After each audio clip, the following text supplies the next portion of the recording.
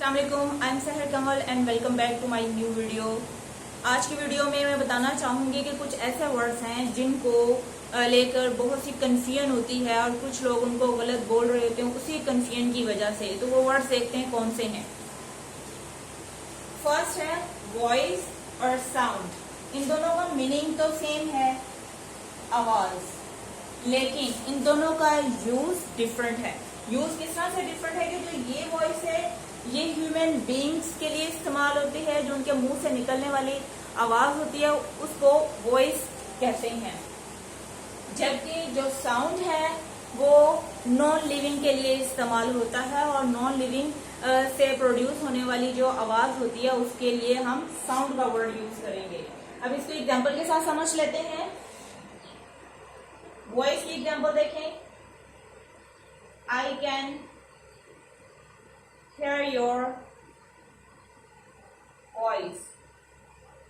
I can hear your voice या I can hear आमना's voice कि किसी ह्यूमन बीइंग की मुंह से निकलने वाली जो आवाज है उसको सुन सकते हैं। या I heard अली's voice, तो ये ह्यूमन बीइंग के लिए वॉइस का वर्ड इस्तेमाल होगा। और sound like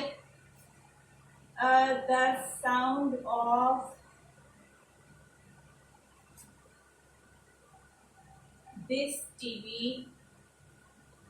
is irritating me. The sound of this TV is irritating me. यहाँ पर टीवी का साउंड है, यहाँ पे हम the voice of this TV नहीं कहेंगे या द साउंड ऑफ आमना नहीं कहेंगे। ह्यूमन बीइंग के लिए वॉइस और नॉन लिविंग के लिए साउंड। नेक्स्ट, सी, वॉच और लुक। इन तीनों का मीनिंग है देखना,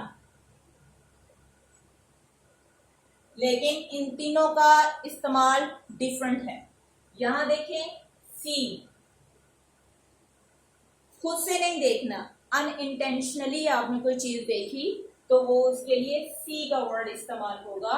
इसी तरह से वॉच का है कि आप किसी मूविंग ऑब्जेक्ट को देख रहे हैं तो वहां पर वॉच का वर्ड यूज होगा। और अगर आप इंटेंशनली जानबूझकर एक मकसद के साथ देख रहे हैं तो वहां पर झांक रहे हैं तो वो लुक होगा। सी, इसकी एग्जांपल में देखें, आई सा मैनी बर्ड्स और एनिमल्स, कुछ भी आप यूज कर सकते हैं, इन द जू। मैंने चिड़ियाघर में बहुत से परिंदे देखे। यहाँ पे सी की सेकेंड फॉर्म लगाई है क्योंकि ये पास्ट इंडेफिनिट का सेंटेंस है। यहाँ पर इसलिए सी की second form, I saw many birds in the zoo. मैंने जू में बहुत से परिंदे देखे। अगर मतलब वहां पे जो भी जाता है डेफिनेटली वहां पे खुद ही नजर पड़ती है और वो देखे जाते हैं। इसी तरह से वॉच, वॉच का है I am watching a TV, क्योंकि टीवी के अंदर कोई भी ऑब्जेक्ट स्टिल नहीं होता।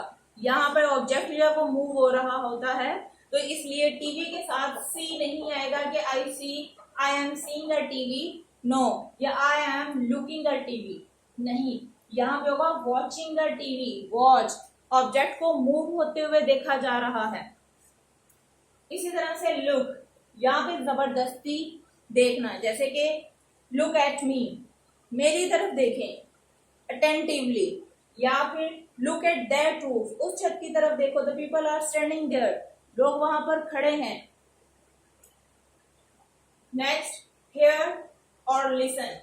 हेयर और लिसन दोनों का मतलब है सुनना, लेकिन यहां भी डिफरेंस आ जाता है कि हेयर होता है खुद ब खुद सुनाई देना, लेकिन लिसन का होता है इंटेंशनली अपनी तरफ अट्रैक्ट करना, गौर से सुनना, किसी मकसद के साथ देखना और उसको भी सुनना।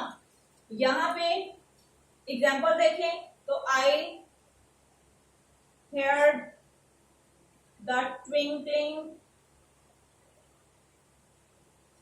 ऑफ वाटर, मतलब कि पानी की जो आवाज है वो मुझे सुनाई दी। I hear the twinkling of water, टपकने की, पानी के टपकने की जो आवाज है वो मुझे सुनाई दी या मैंने सुनी। ठीक है, खुद नहीं, वो जानबूझ के गौर से नहीं सुन रहा, किसी मकसद के साथ नहीं सुन रहा। और लिसन का मतलब होता है जैसे लिसन टू मी, जैसा कि देखने के लिए लुक एट मी, इसी तरह से लिसन टू मी, या फिर he was listening to a song, वो एक गाना सुन रहा था। सुन कैसे रहा था? लिसनिंग टू, सॉन्ग को खुद सुन रहा था, उसकी मर्जी, उसकी विलिंग उसमें शामिल थी, वो विलिंग था। तो लिसनिंग मकसद के साथ, और लिसनिंग के साथ हमेशा टू आएगा, लिसनिंग टू अ सॉन्ग। इसी तरह से कीप और पुट, दोनों का मीनिंग है रखना। अब यहां भी इन दोनों में डिफरेंस है, कीप का मतलब ही रखना है और पुट का मतलब ही रखना है, लेकिन यहाँ पर जो कीप है ये लिविंग और नॉन लिविंग दोनों चीजों के लिए इस्तेमाल होता है, जबकि पुट जो है वो फिजिकली, सिर्फ और सिर्फ फिजिकली इस्तेमाल हो सकता है। किसी भी चीज को, जो ऐसा ऑब्जेक्ट जिसको हम फिजिकली टच कर सकते हैं, उसको अगर हमने कहीं रखना है वहां पर हम सिर्फ पुट का इस्तेमाल कर सकते हैं, जबकि जो कीप है वो फिजिकल और नॉन फिजिकल दोनों चीजों के लिए इस्तेमाल हो सकता है। ये फिजिकल और नॉन फिजिकल दोनों के लिए इस्तेमाल होता है, जबकि पुट जो है वो ओनली फिजिकली इस्तेमाल होगा। इसकी example, I put the pain on the table.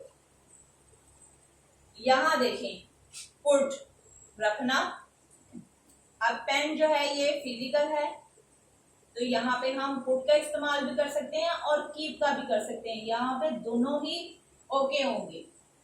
लेकिन अगर मैं यहाँ पे ये लगाऊं एग्जाम्पल के, I always keep my words, मैं हमेशा अपने लफ्जों को रखती हूँ, मतलब मैं अपने लफ्जों का मान रखती हूँ, जो मैं कहती हूँ उस पर मैं स्ट्रिक्टली फर्मली एक्ट भी करती हूँ। तो यहाँ पे आई ऑलवेज, मैं अपने लफ्जों की बड़ी पक्की हूँ, अपनी जुबान की पक्की हूँ, तो इसलिए यहाँ पे आई ऑलवेज कीप, यहाँ पे वर्ड जो है ये फिजिकल तो नहीं है, हम इसको फील कर सकते या टच कर सकते, इसलिए यहाँ पर हम कीप यूज करेंगे, यहाँ पे हम पुट का वर्ड यूज नहीं करेंगे। इसी तरह से जैसे please keep this to you, please keep this to you, मतलब मैंने कोई राज की बात बताई है और मैं अगले से कह रही हूँ कि प्लीज ये इसे अपने तक ही रखना, तो यहाँ पे भी क्या कि मेरी जो बात है वो नॉन फिजिकल है और उसको मैं कायम रखने के लिए कह रही हूँ कि आपने सिर्फ इसे अपने तक रखना है, तो यहाँ पर पुट नहीं आएगा, यहाँ पे कीप आएगा। नेक्स्ट, कंप्लेन और कंप्लेंट, टी, इन दोनों में डिफरेंस, कंप्लेन क्या है? वर्ब है, और कंप्लेंट क्या है? नाउन है। कंप्लेन वर्ब है, इस वजह से कंप्लेन शिकायत करना,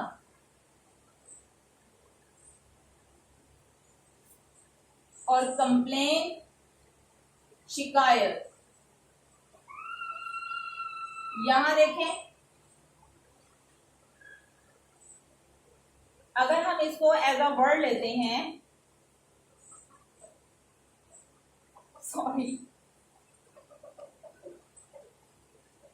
अगर हम इसको एज अ वर्ब लेते हैं तो क्या होगा, इसकी एग्जाम्पल के साथ ही समझ आएगी। ही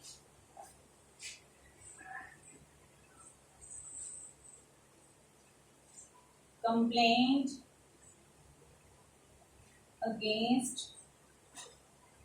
यू, यहां पे देखिए कंप्लेंट वर्ब था, तो ये प्रेजेंट पास्ट इंडेफिनिट का वर्ब है, इसलिए ईडी का इस्तेमाल हुआ, क्योंकि वहां पे थर्ड फॉर्म लगती है, इसलिए सेकंड फॉर्म लगती है, ही कंप्लेंट अगेंस्ट यू, तो सेकंड फॉर्म लगाते हुए ये कंप्लेंट से कंप्लेंट हो गया, ठीक है, वर्ब की सेकंड फॉर्म लगी, क्योंकि ये कंप्लेंट वर्ब है, तो ही कंप्लेंट अगेंस्ट यू, उसने तुम्हारे अगेंस्ट कंप्लेंट शिकायत की। लेकिन अगर हम इसको एज अ वर्ब देखें तो ये होगा ही फाइल्ड या लॉज्ड, जो कि एग्जैक्ट वर्ब है वैसे, ही लॉज्ड अ कंप्लेन, यहां पे हम कंप्लेन नहीं लगाएंगे, कंप्लेंट होगा, कंप्लेंट अगेंस्ट यू। डिफरेंस सिर्फ ये है कि यहाँ पर कंप्लेंट अगर इसको वर्ब बना दिया है तो ईडी लग गया, बाकी वही है, और अगर हमने इसको एज अ नाउन लिया है तो he complaint, he launched a complaint against you.